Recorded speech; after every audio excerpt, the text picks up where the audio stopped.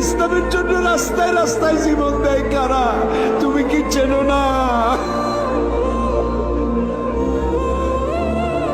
আল্লাহ, ষড়যন্ত্রকারীদের সব ষড়যন্ত্র থেকে তোমার গোলামদেরকে তুমি হেফাজত করো, তোমার কুদরতের চাদরটা দিয়ে হেফাজত করো। আল্লাহ তাআলা, তুমি মুসলমানদের উপরে রাগ করছো।